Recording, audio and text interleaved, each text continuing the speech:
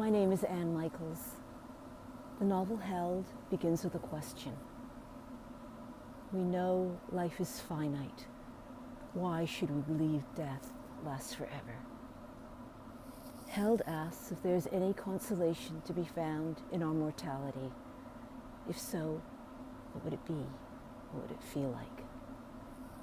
Held spans over a century.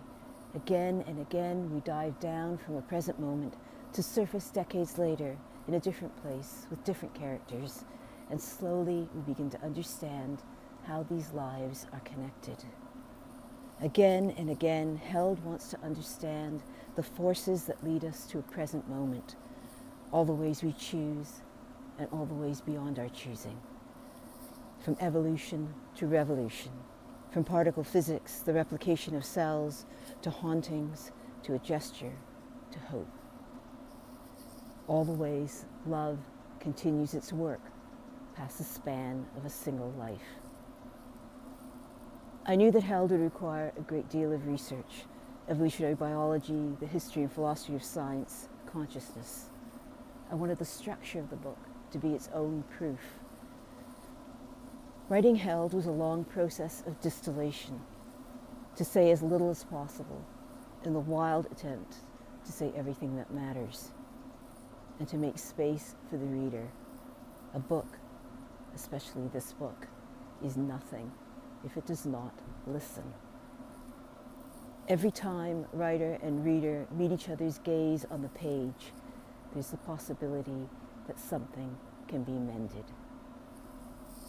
Held investigates our conflation of science and technology in a moment of profound change in the late 19th century, when science began to manipulate the invisible world, the discovery of X-rays, electrons, quantum mechanics.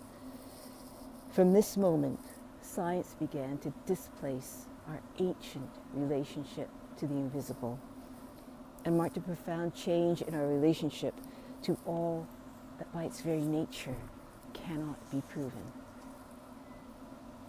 The book begins during the First World War, which brought death on an unimaginable scale. Everyone had lost someone. The world was suddenly full of ghosts. It was natural that there was a rise in spiritualism, and scientists like Marie and Pierre Curie were invited to attend seances to prove that such imminence could be real. If science could make manifest the invisible, if a cloud chamber could manifest radiation, then perhaps it was possible to prove other unseen realities. John, the soldier who lies wounded on the battlefield at the beginning of Held, is a man of science, logic, reason. He is also a man profoundly in need of consolation. And he longs to know that his consolation is not false. Held asks, is there such a thing as false consolation? Perhaps there's only consolation. Aside from the title, there's another single word at the heart of Held. Two characters, Alan and Mara, are lying awake at night. They have both worked in war zones, Mara as a doctor, Alan as a journalist. And Mara asks an agonizing question, upon which for her, everything depends.